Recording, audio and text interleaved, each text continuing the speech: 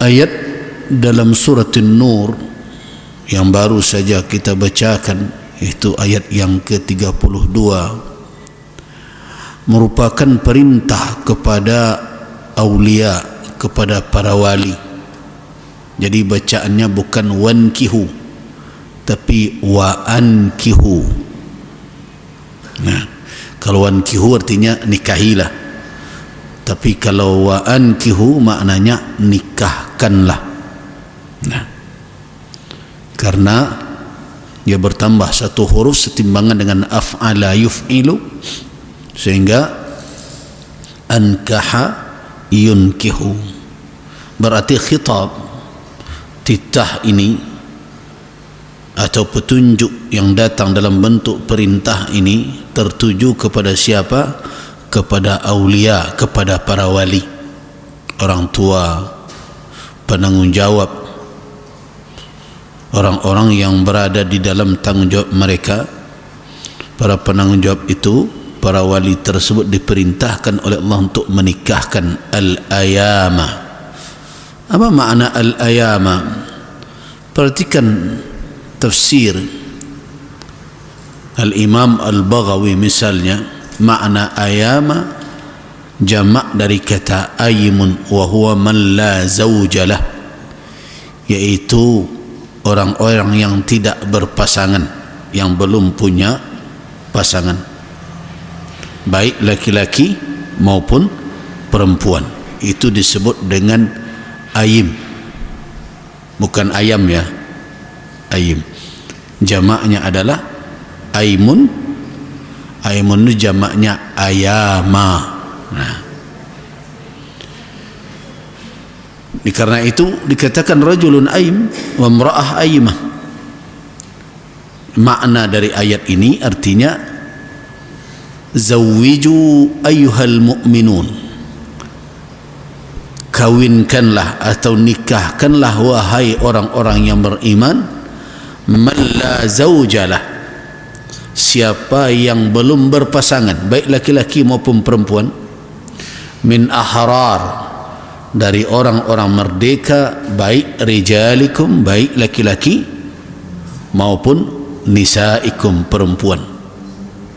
Nah, kemudian wassalihina min ibadikum, dan orang-orang salih dari hamba-hamba kamu, baik yang laki-laki maupun yang perempuan. Wa imaikum. Apakah perintah ini memfaedahkan wajib? Nah, apakah perintah ini memfaedahkan wajib? Sebab kalau wajib nanti dipanikkan sadonya lagi. Nah, tentu ketika kita menganalisa suatu perintah, kita harus melihat yang pertama adalah amarat, tanda-tanda yang ada di dalam siyak, di dalam redaksi dari ayat tersebut. Kemudian juga tidak bisa ayat tersebut difahami begitu saja berdiri sendiri tanpa ada ayat-ayat yang lain. Kenapa? Karena Al-Quranul Karim merupakan satu kesatuan yang utuh. Ada kalanya antara satu ayat ditafsirkan oleh ayat yang lain. Begitu juga sunnah Nabi SAW yang datang sebagai bayan, sebagai penjelasan dari Al-Quran, juga harus diperhatikan. Nah, sebagaimana kita ketahui bahwa nikah bukan satu kewajiban. Nikah itu adalah sesuatu yang dianjurkan. Jadi nikah bukan suatu kewajiban. Jadi kalau orang tidak menikah, apakah dia berdosa? Ya tidak. Tetapi membenci pernikahan itu yang terlarang. Jadi bedakan orang tidak menikah bukan karena benci. Mungkin tak bersusu jodohnya kecil orang. Nyo ketujuh orang tak amuah, orang nak amuah nyo tak suka, kedipangan.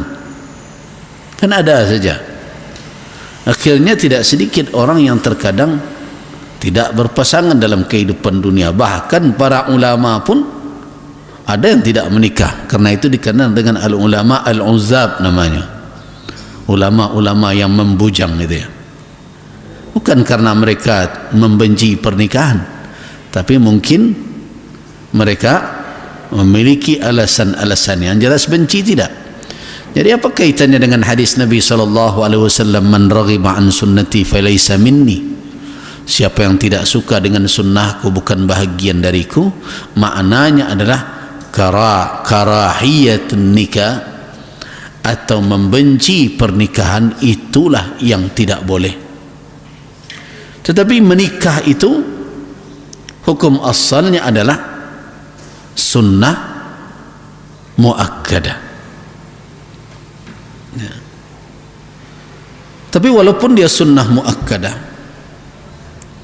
setiap hukum setelah kita berbicara tentang hukum asal, ada kalanya hukum itu bisa bergeser dari hukum asal kepada hukum yang lain. Karena itu kalau kita kaji kitab-kitab fikih, mereka akan mengatakan wa an-nikah ya'tarihi al-ahkamul khamsah. Pernikahan itu walaupun hukum asalnya sunnah muakkadah, tapi bisa terpakai olehnya hukum yang lain, 4 hukum lainnya. Jadi ada kalanya nikah itu jadi wajib, ada kalanya nikah itu menjadi mubah, ada kalanya nikah itu menjadi makruh, dan ada kalanya nikah itu menjadi haram. Itu yang dikatakan ya'tarihi al-ahkamul khamsah, bisa berlaku padanya 5 hukum secara yang telah kita ketahui, yang disebut dengan hukum taklifi itu, wajib, sunnah, mubah atau ibahah, kemudian karah atau makruh, kemudian tahrim atau haram. Kelimanya bisa berlaku padanya. Tetapi kalau berbicara tentang hukum asal, bagaimanakah petunjuk-petunjuk syariat kita fahami apa tingkat kekuatan perintah menikah itu? Sunnah muakkadah. Tidak sampai kita bisa mengatakan tingkat wajib, karena Nabi SAW raghaba, yaitu memotivasi dan menarik orang-orang agar mau untuk menikah. Tetapi Nabi SAW tidak pernah mengeluarkan ancaman kepada orang yang tidak menikah. Kenapa dikatakan bahwa setelah hukum asal bisa berlaku padanya 5 hukum, 4 hukum yang lain sehingga lengkap menjadi 5 hukum? Itu disebabkan oleh ahwal dan zuruf, disebabkan oleh keadaan dan situasi yang dilalui oleh seseorang. Apabila seseorang berhajat, berhasrat untuk menikah, dan dia termasuk orang yang sulit untuk mengendalikan diri dalam perkara syahwat,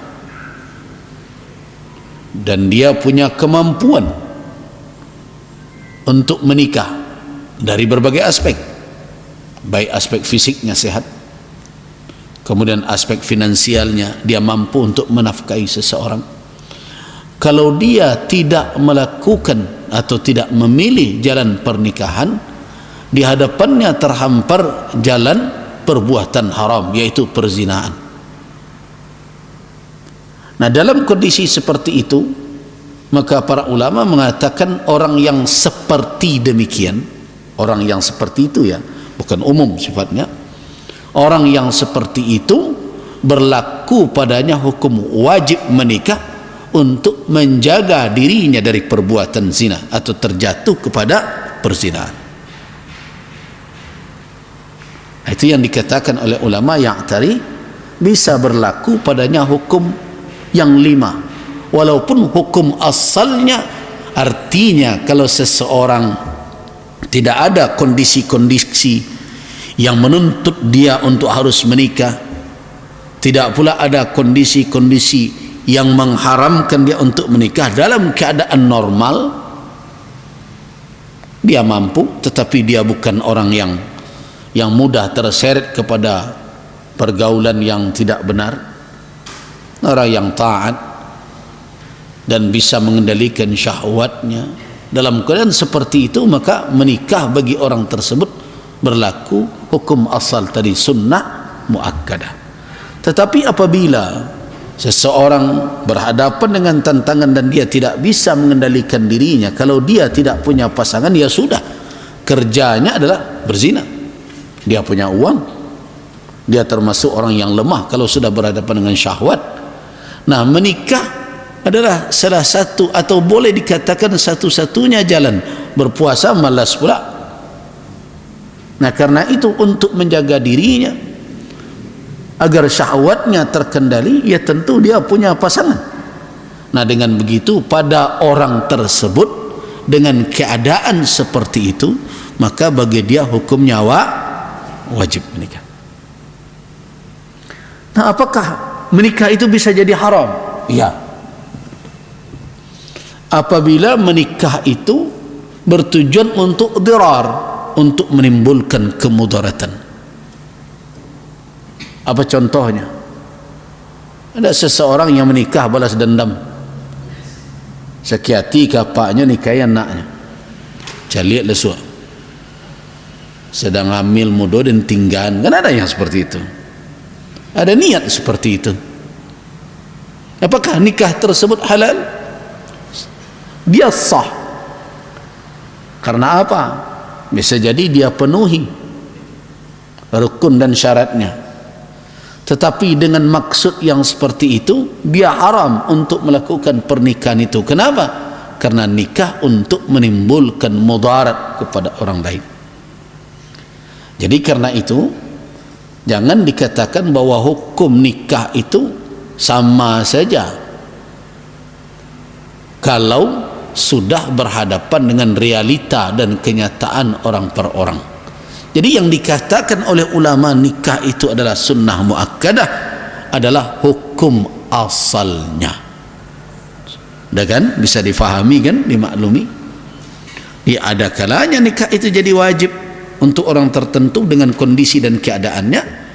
Ada kalanya malah bisa menjadi haram kalau ada tujuan dan maksud tertentu untuk memudaratkan, mencelakai dan berbagai macam. Nah, jadi benar apa yang dikatakan oleh ulama tadi bahwa hukum asalnya adalah sunnah muakkadah, tetapi dalam berbagai keadaan bisa jadi berlaku padanya hukum-hukum yang lain. Nah, sekarang ketika kita kembali kepada ayat tadi, wa ankihul ayama minkum, nikahkanlah laki-laki dan perempuan yang merdeka yang tidak punya pasangan. Ini ayat ini kalau kita amati tentu ada implikasi hukum. Yang pertama, bahwa pernikahan bukan hanya sekedar kontrak dua orang, tetapi ada orang-orang yang ditunjuk oleh Allah sebagai penanggung jawab dan bertanggung jawab di dalam pernikahan itu. Jadi pernikahan bukan hanya kontrak dua orang, bersuonya ketujuh kemudian masuk kamar, itu bukan nikah. Pernikahan itu ada yang diberikan oleh Allah Subhanahu wa taala amanah, tanggung jawab untuk mengelolanya. Nah, tentu aturan seperti itu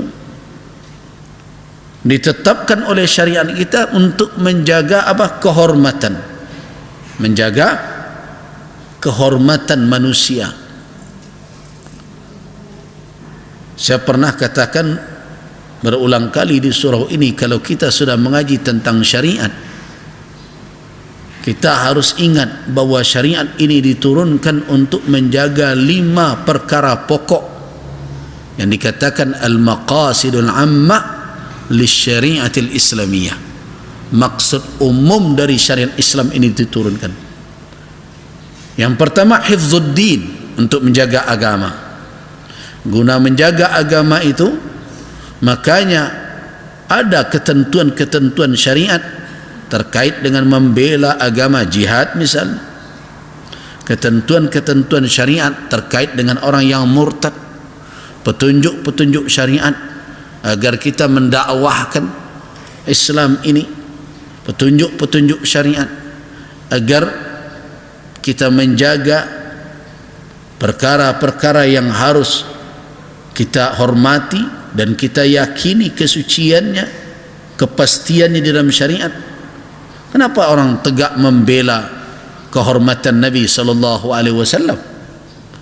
Toh Nabi tidak akan cela karena cercaan dan cacian.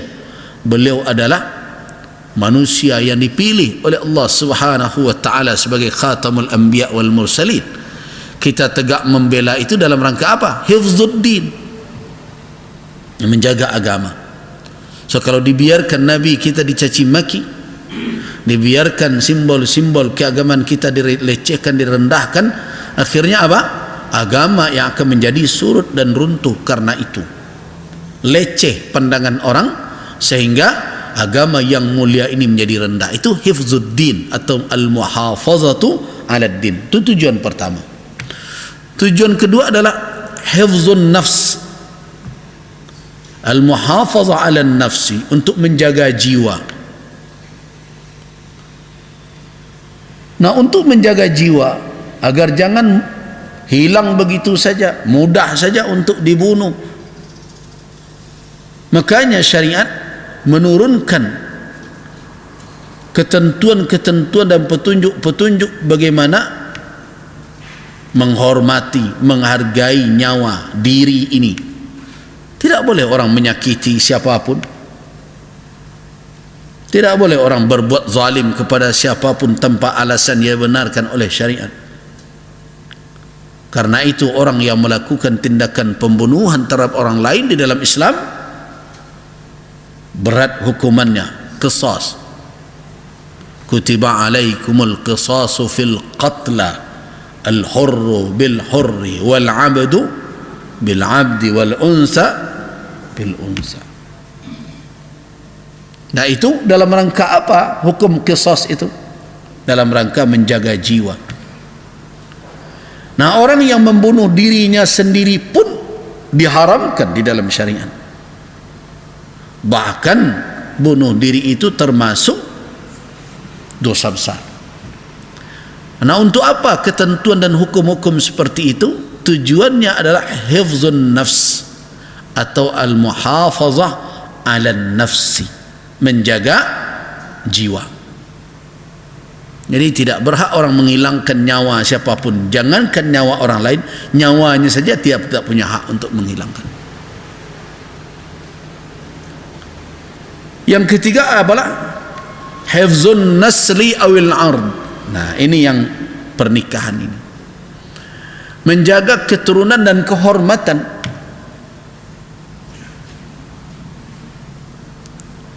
Supaya jangan rusak kehormatan manusia.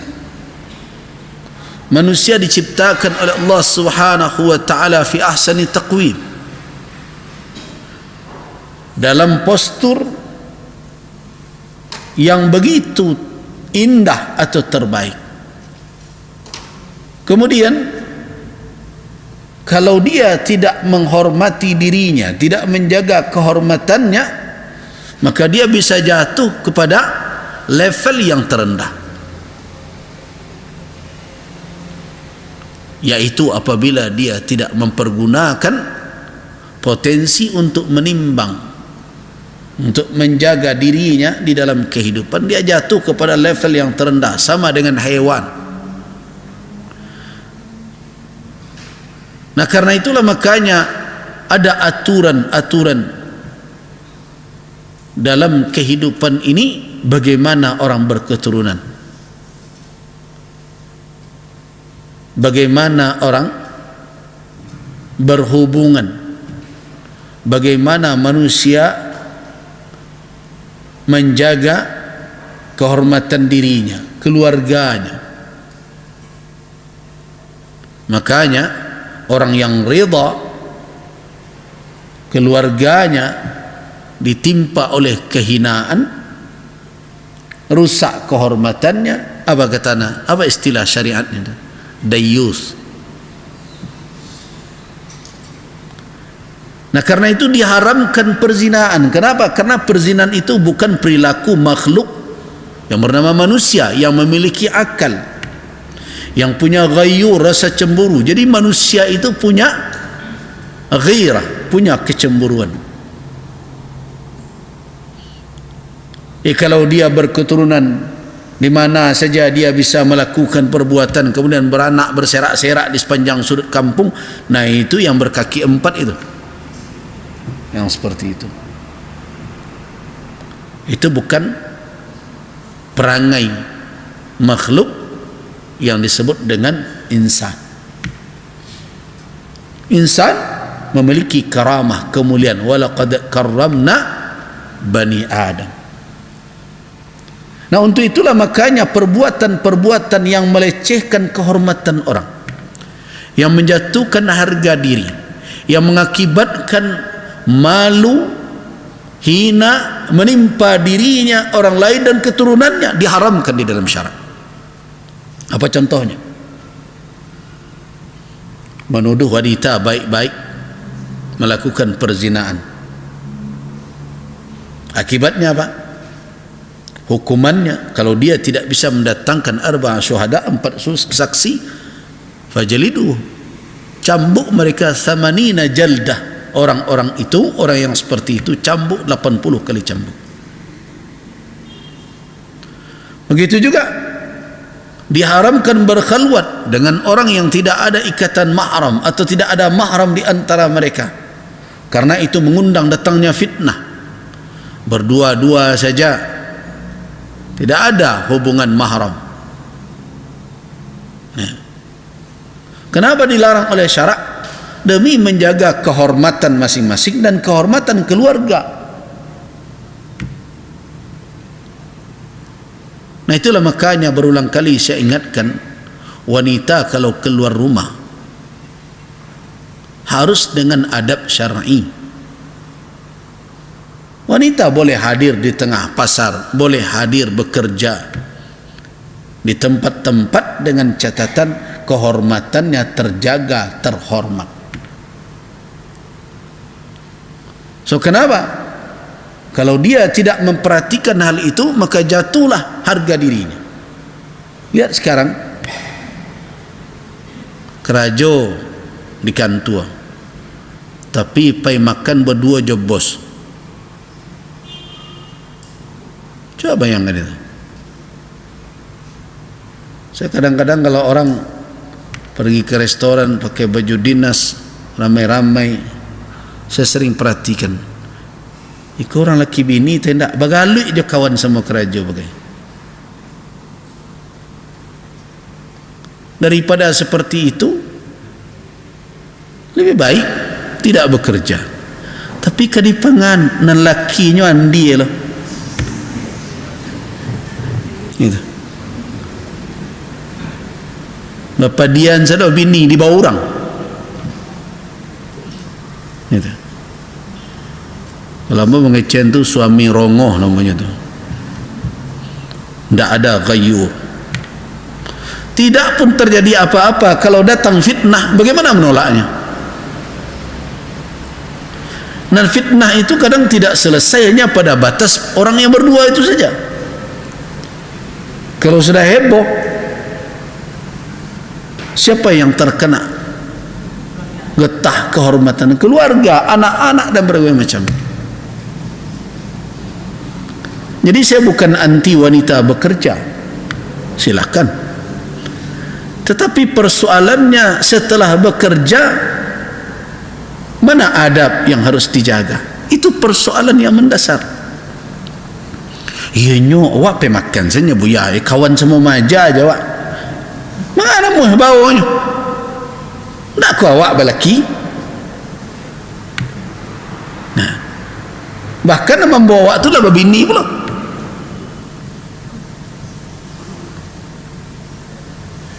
Jadi kalau ada orang yang ingin menjaga kehormatannya, maka sikap sikap lahiriah yang harus diambil adalah ittaqu mawaqi'al fitnah. Hindari tempat-tempat yang kamu akan terkena oleh tuhmah di situ, tuduhan. Tapi kalau kamu tidak mau menghindari tempat-tempat yang kamu bisa dicurigai orang, dituduh orang, kemudian terkena kamu oleh fitnah orang, dituduh kamu bermacam-macam, tak ada yang perlu ditangisi sendiri surang, awak nan lalai. Kalau basuh kami disolok cabar jadi orang begitu. Kita yang membuka diri, lalai dengan segala yang akan mendatangkan pandangan jelek orang dan berbagai macam, kemudian terkena oleh itu, berarti kita yang tidak awas. Nah, itulah yang perlu direnungkan.